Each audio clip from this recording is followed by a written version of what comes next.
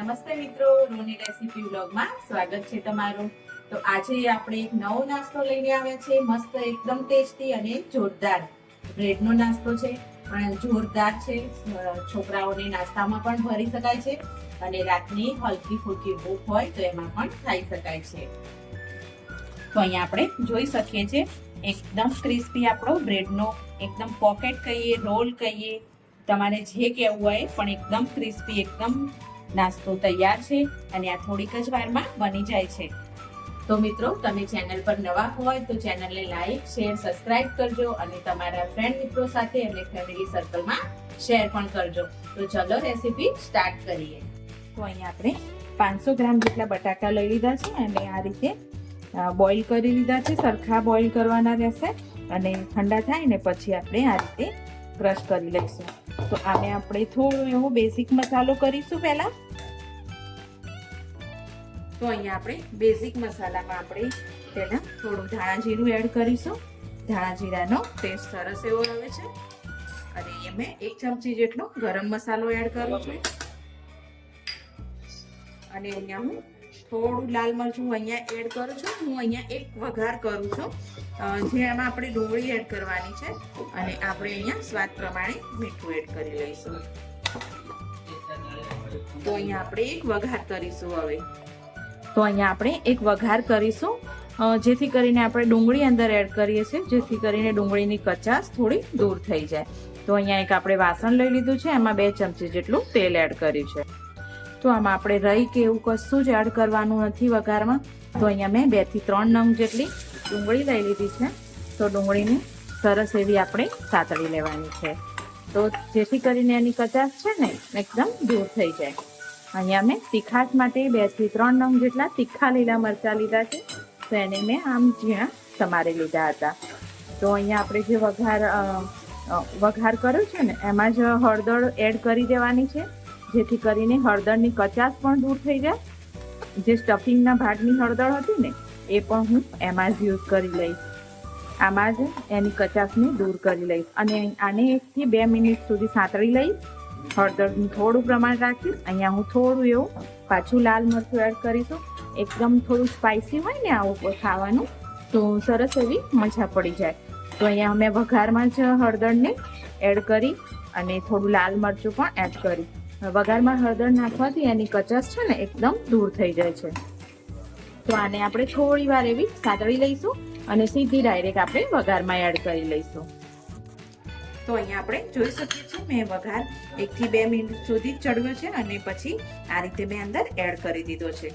તો અહીંયા આપણે કોથમીરના પાન એડ કરીશું, થોડા વધારે હશે એમ સારા લાગશે।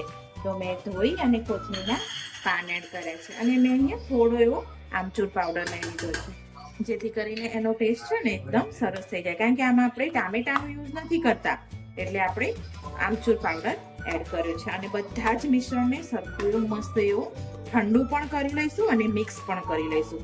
અને હા, આપણે બાઇન્ડિંગ કરવાનું છે ને એકદમ ઠંડુ કરી લેવાનું છે, એટલે એકદમ મિશ્રણને એકદમ ઠંડુ કરી લેશું આપણે। તો અહીંયા આપણું સ્ટફિંગ તૈયાર છે। આ ઠંડુ એકદમ ઠંડુ કરી દેવાનું છે, ત્યાં સુધી આપણે એક સ્લરી બનાવી દેશું। જે અહીંયા મેં મેદાનો લોટ લીધો છે, તો મેદાના લોટમાં આપણે થોડું પાણી એડ કરીશું। આમાં તમે ચીલી ફ્લેક્સ અને મીઠું પણ એડ કરી શકો છો, હું ખાલી એકલું મીઠું જ એડ કરીશ અને આની એક સરસ એવી સ્લરી બનાવી દઈશ।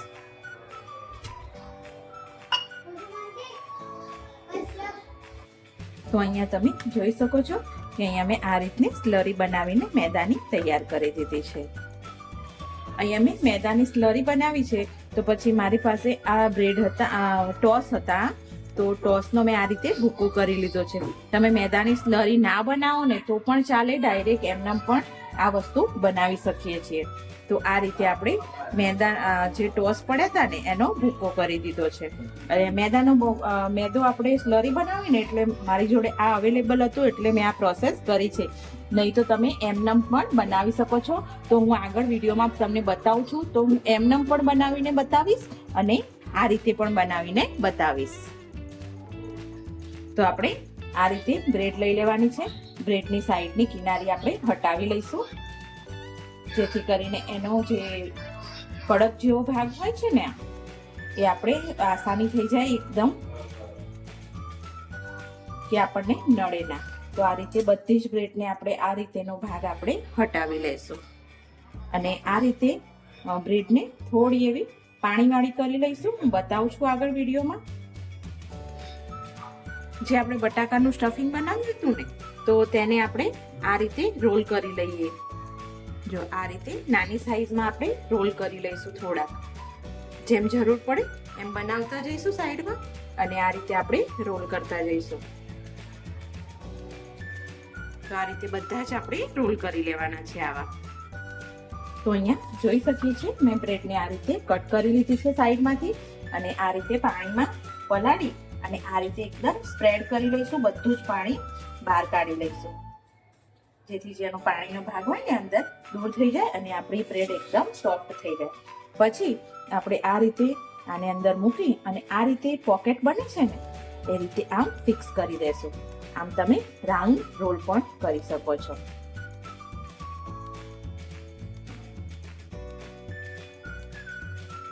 તો અહીંયા જો આ રીતે હું પોકેટ બનાવી દઉં છું. હવે પોકેટ બનાવી અને બધી બાજુથી આપણે ફિક્સ કરી લઈશું.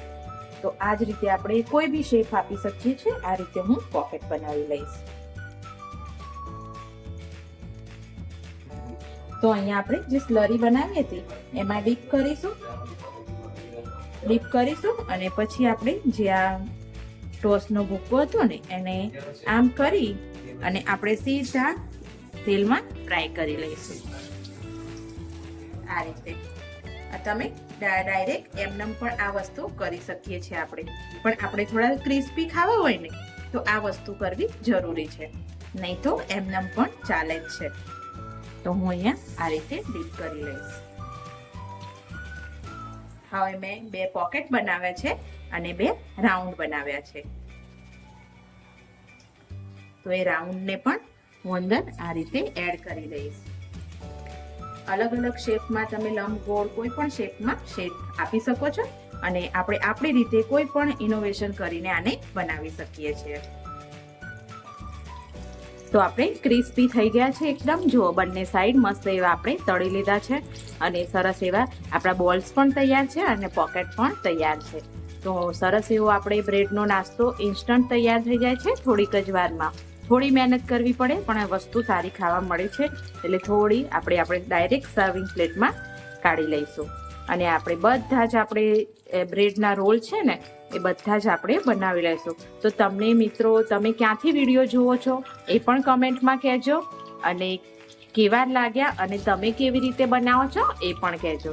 તો જો એકદમ ટેસ્ટી આપણા બ્રેડના રોલ તૈયાર છે. તો વિડીયો ગમે તો લાઈક કરજો, શેર કરજો અને સબસ્ક્રાઈબ કરજો.